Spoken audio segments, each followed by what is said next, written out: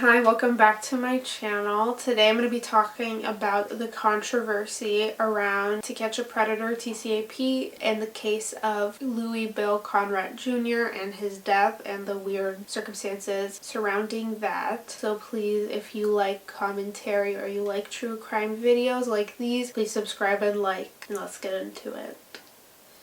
The first episode of To Catch a Predator, which I'm just going to refer to as TCAP throughout this video, aired in November 2004 on Dateline NBC and was hosted by controversial figure Chris Hansen. The final episode of the show aired in December 2007. I'm not going to go into the current issues with Chris Hansen in this video. I'll link Jacqueline Glenn's video below where she does an amazing job of identifying all the problems or all the controversies that Chris is currently involved in and his bad behavior essentially. So the show essentially followed Chris Hansen, the production crew, sometimes local authorities, and a group called Perverted Justice in executing stings on John. So a little backstory or a history, small history on Perverted Justice. Perverted Justice was created in 2002 by two men, I think, and it was created to sort of be a watchdog organization that would conduct online stings to identify predators. Essentially, the volunteers in Perverted Justice would enter chat rooms under the guise that they are a young man or woman, young girl or boy, and they would create profiles that sort of emulated this identity. They would use kid pictures, kid names, talk like a child, stuff like that. The purpose was to go on these chat sites or chat rooms and catch older men or women, I think it was mostly men, engaging in explicit and sexually inappropriate behavior with minors. They said they would hand over the evidence to the relevant authorities to hopefully get some sort of conviction for soliciting a minor, etc., out of these stings. Their associated website did publicly post the identities and the chat logs of these men or women that they had found in these stings, and they would publicly post them for all to see, a sort of a public reckoning or shaming. Administrators of Perverted Justice state that they do not initiate conversations with anyone and don't take public tips, but they have been the receptor of a lot of controversy and criticism, which I don't think is completely unwarranted because sometimes their tactics can be a little bit sketchy. So back to TCAP, the brief, I'm just going to briefly explain the sort of method and investigative style that they used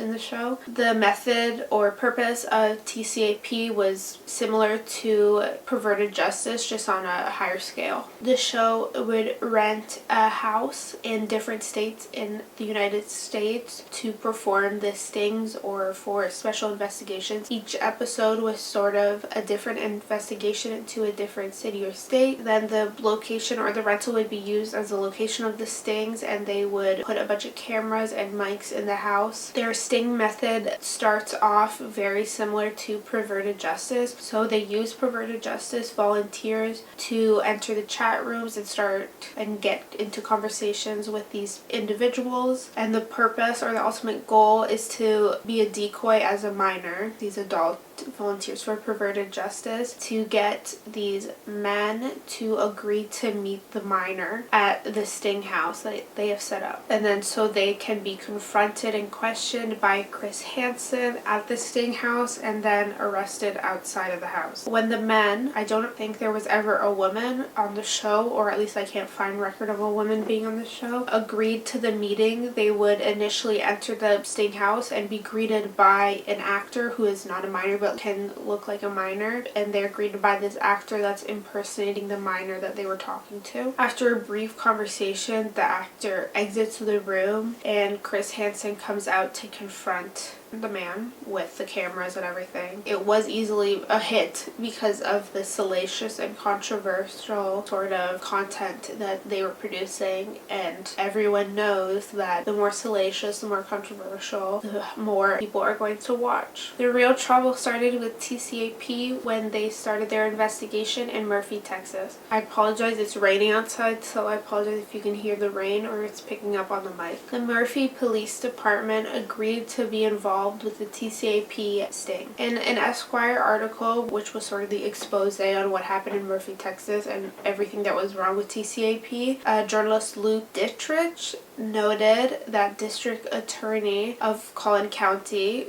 whose jurisdiction included Murphy, Texas, said that his office would not be involved in the TCAP sting. Because Perverted Justice, or NBC, had reached out to the District Attorney's office to be involved in the sting, the DA's office actually wrote a letter or a statement refusing to be involved, in which they said, quote, "We must take pains not to implicitly authorize or direct non-law enforcement entities to act as our agents during law enforcement operations." So now I'm going to talk about Murphy, Texas and what happened at Murphy, Texas. So Louis Conradt Jr. was born on January 30th, 1950 in Terrell, Texas, where he remained for the duration of his life. Louis worked as a district attorney in Kaufman County for over 20 years. In 2002, he tried to make a run for the position of state district judge. You sort of take after district attorney, you would run for that position. So he ran for that position in 2002 as a Democrat, but lost against the Republican candidate. After his failed attempt for the judge position, he took a job as chief felony assistant district attorney for Rockwell County. Terrell is around an hour away from Murphy, Texas, where TCAP had their sting house. One of the individuals who had been baited and who had been talking to a Perverted Justice volunteer had initially identified himself as a 19-year-old student named Will. The volunteers that was talking to Will had created a decoy profile for a young man named Luke who worked as a dog walker. He was supposed to be 13 years old. Actor Dan Schrack was hired to play Luke for the sting, and his pictures were used in the decoy profile. He had spoken with Will on the phone on a few occasions. Luke and Will talked through the chat room for around 2 weeks,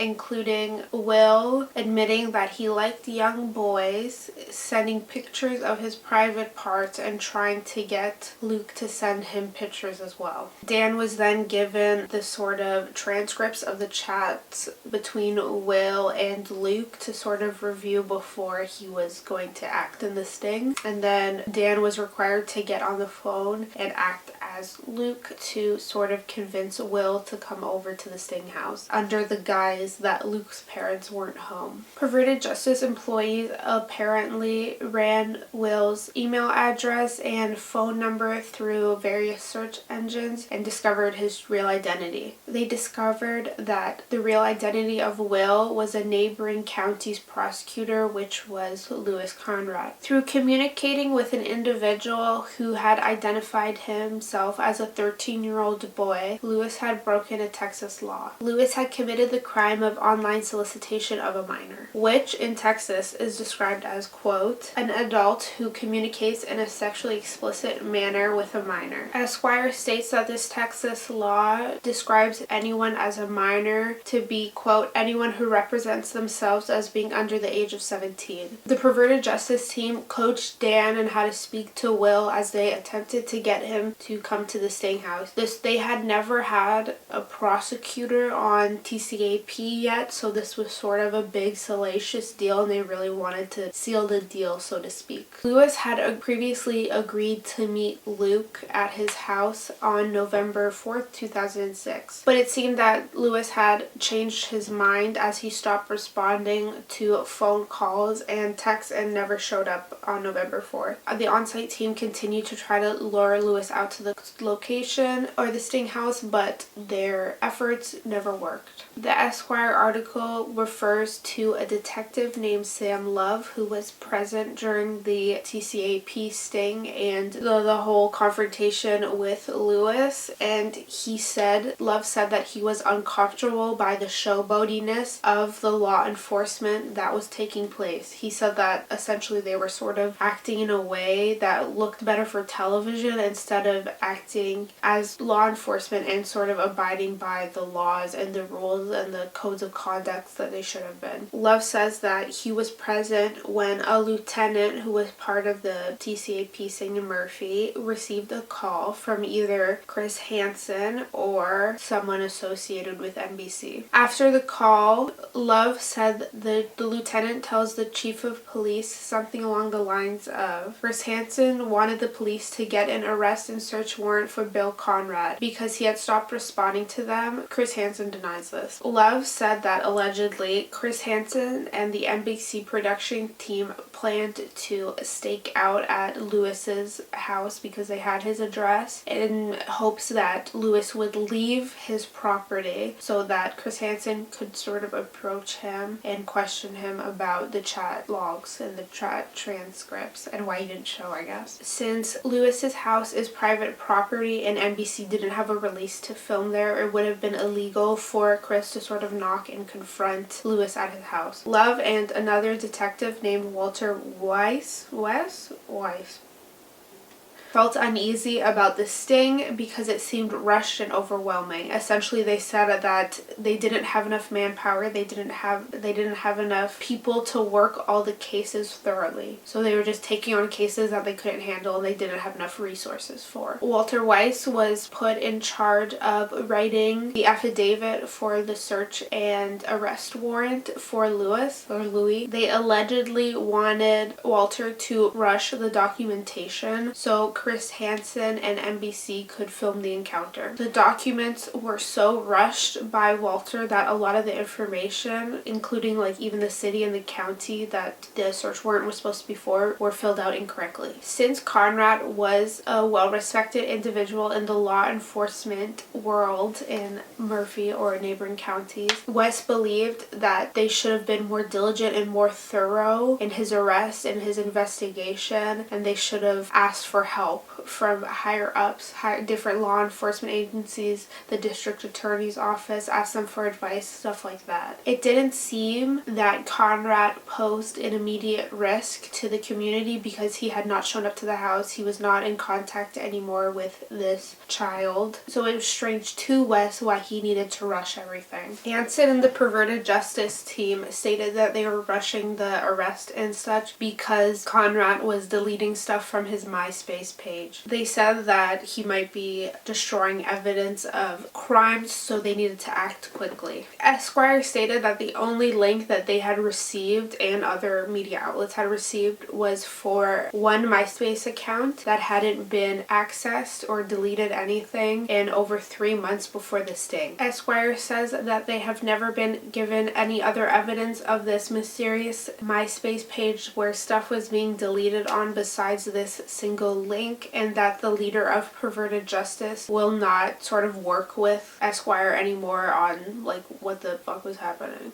Chris Hansen sort of acts dumb when you ask him about the page. He suddenly denies knowing about the page or even seeing the page. Wes completes both warrants to get signed around midday Sunday, which is I believe the 5th of November 2006, and then police immediately go to Conrad's house, I guess after it's signed, to execute the search and arrest warrant. I think they go to the house around 2 p.m., sometime around then. The Murphy Police Department had called in the Terrell Police Department to aid in the arrest, so they were also present. I think Terrell has a lot of controversy of bad policing, so I think they were trying to there's a theory that they were trying to put on a front oh, look how good of a police officer I am, I can arrest this prosecutor that's dangerous to our community, la-di-da, don't think about anything that we've done in the past.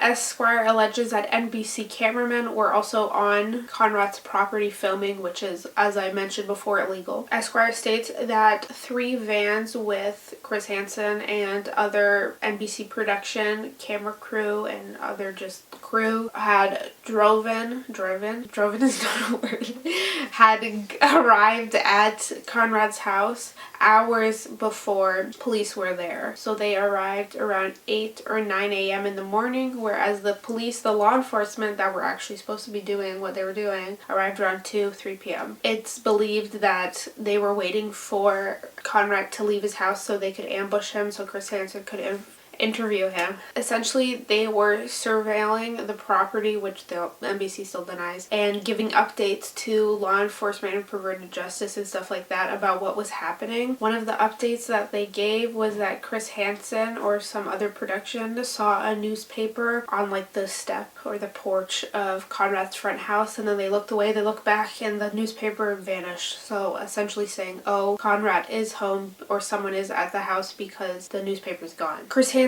denies these claims. I'm legally gonna have to say that in this. So officers show up around 2 or 3. They knock at the house and there's no answer. So then they decide to call in a SWAT team to make a forced entry. This decision is highly controversial, or was at the time highly controversial, I believe still is, because as I've mentioned before, Conrad wasn't in immediate risk. So like he didn't pose any risk. He wasn't doing anything illegal at that time. So why did they need to get SWAT to raid his house? I don't know. They could have just waited longer on the property until Conrad either got home or answered the door instead of trying to forcibly enter the house. Some who criticize this decision say it was all for sensationalism, which I agree with. Officers could apparently see into like the windows of Conrad's den where there was allegedly an open laptop, and then one officer said that if he saw Lewis or Conrad, that's the same person, I don't know why I said or, go to the laptop and like work on it, he was going to enter the premise immediately just in case that Lewis was deleting evidence off of the computer. He never accessed the laptop. He never saw him access the laptop. So Esquire alleges that a perverted justice volunteer who calls himself Frag, I don't know what that means, told law enforcement to call Lewis because they had obtained the info in the chat logs. So I think Chris Hansen actually was the one who gave law enforcement Conrad's number to call, which they do call. There's no answer. So this is a major no-no for law enforcement to take advice or just like direction from a non-law enforcement on an investigation, especially one as potentially dangerous as getting a SWAT team involved. So after Conrad doesn't answer the call, SWAT team enters the house. They pass through a few rooms before finding Lewis in a hallway, at the end of a hallway. Reports say Lewis says something to the effect of, "I'm not going to hurt anybody," before shooting himself in the temple with a gun. Conrad was then rushed to Parkland Hospital, which is located in Dallas, Texas, where he died from his injuries. So after Conrad's death, police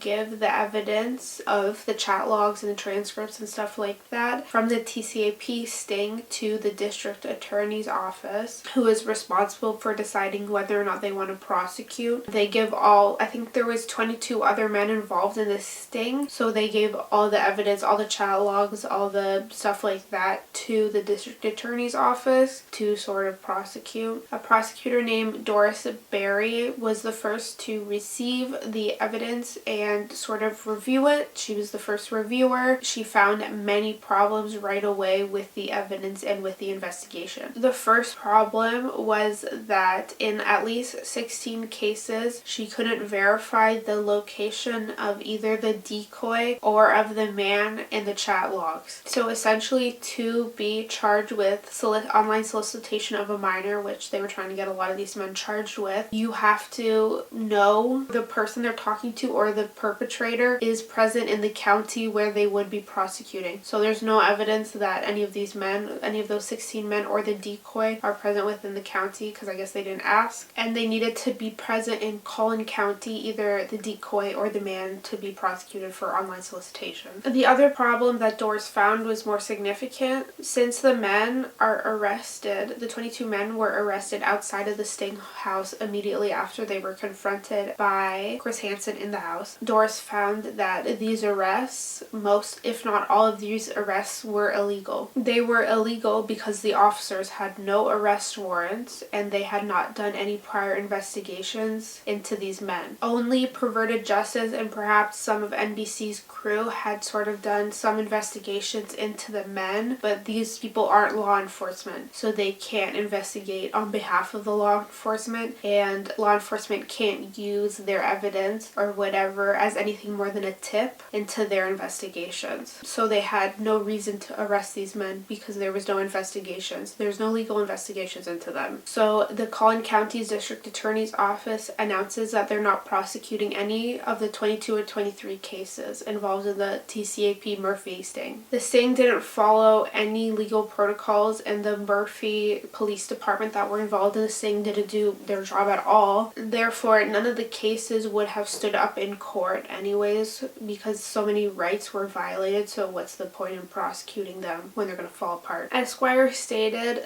that the laptop found in Conrad's den did prove that he was Will. He was the person talking to Luke in the chat room, or whoever had access to that computer was the one talking. But they also stated that there was no other criminal or illegal materials, such as child explicit images, found on the laptop. I think NBC or Perverted Justice say it was explicit child material found, so I don't know who's lying there. Chris Hansen has continually stated that Perverted Justice / NBC Dateline and the relevant authorities in the stings sort of do what he calls parallel investigations. I think he asserts this or says to me BS about the parallel investigations to try to sort of remove any guilt or wrongdoing or botching of these investigations off of Perverted Justice. Not even Perverted Justice, more off of him and NBC. They also deny that Frag, the Perverted Justice volunteer, gave any direction to Murphy law enforcement. Chris Hansen had completed an interview with Esquire at some point. I'll leave a transcript to that interview below, and in which he talks about Conrad's case and tries to defend himself at NBC. So he denies a lot of things in this, as what I previously said, denying the criticism about the parallel investigations and Frag giving direction. He also denied that Dateline ever filmed on Conrad's property, and he said that they never surveilled or did surveillance on his property. So Esquire then confronts Chris Hansen with footage that they had been given by someone that basically proves that Chris Hansen was lying about these things. It proves that there were cameramen on the property. It proves that Frag did give direction, and it proves that they were doing surveillance on his house. And then at this point, Chris Hansen still tries to deny knowledge of these things and says that he didn't even know Frag was present, even though you can clearly see both Chris Hansen and Frag in sort of the same area on Conrad's property at that time. So Lewis's sister Patricia Conradt sued NBC for $105 million because she claimed that Dateline played a role in her brother's death because they hijacked police procedure. They settled out of court for an unknown amount. So now I'm going to get into a little more of the problems with TCAP and why it was canceled. It was essentially canceled after what happened to Conradt, among other controversies. So one issue is the whole parallel investigation thing. They try to use it as a cover. NBC and Chris Hansen tried to use it as a cover, but these investigations never work out that well. Chris Hansen has stated that Perverted Justice acts as what he calls the wall, basically the liaison between law enforcement and NBC production, so he's trying to separate the two again. I assume he emphasizes this, to take any blame off of NBC and himself, and how the law enforcement agency botches, even though they're not parallel investigations, they do have influence on each other, so they are aiding in the botching of these investigations, allegedly. I think the justice system is already so flawed that when untrained civilians, like volunteers at Perverted Justice, try to get involved in arresting people, it's just going to botch these investigations even more. And that's what happened in TCAP over and over and over again. All these investigations were botched and very few actually went to court and went to trial, which should have been the ultimate goal. And when you allow sort of private investigations like this into exposing people, I think it can enable corruption because these individuals are not law enforcement. They aren't held to a standard or a code of conduct. They don't have to answer to anyone about the means that they are sort of investigating these people. They can sort of bend the rules a little bit more. So I think it's very dangerous when you have just random people exposing and investigating people in that manner and trying to pass it off as them doing some sort of good. Like they are cutting corners and botching investigations to sort of be more sensational, to get more views. I think law enforcement needs to stay public when it comes to investigations into criminal acts so that it can be transparent to the public and the public can be aware if there's corruption in the law enforcement. How are we supposed to be aware if there's corruption and how private investigations are being handled? Because they don't, as I said before, they're not held to that same standard, so we don't know how they're doing, how they're conducting their behavior and stuff. It's a little scary. We need to have access to most criminal records, besides obviously minors who are redacted for their own safety, investigational documents and court proceedings, so we can see that the corruption doesn't exist. Essentially what I'm saying is that investigations involving non-law enforcement can be secretive, which can potentially lead to corruption. I'm not necessarily saying this is what happened in TCAP. I'm just sort of extrapolating. Also, if individuals like Perverted Justice take things into their own hands, they can botch investigations like they did in Murphy, Texas. None of those people were prosecuted, and I think it has to do with the behavior of both NBC, Perverted Justice, and law enforcement, because they all influenced each other, so they all aided in botching those investigations. I don't think any of them can be completely excused in botching. For instance, what credentials does Greg from Perverted Justice have to be giving suggestions to law enforcement? The other issue is sensationalism. I don't have a huge problem with TCAP sort of their mission statement be publicly exposing predators or potentially dangerous people, because I believe it is important and we need to protect minors from men like that. And a lot of them in the show did prove themselves to be dangerous. So that's not necessarily my problem with TCAP, so I don't want people to sort of think I'm excusing these men's behavior and sort of enabling their behavior and that they should be allowed to act like this without being caught or consequences. But that's not my gripe with TCAP, so I just want to make that clear that I'm not defending these men, because that's just not my position. I think minors should be the ones that are protected and defended instead of perpetrators and potentially dangerous people, men or women or anything in between. And my problem is the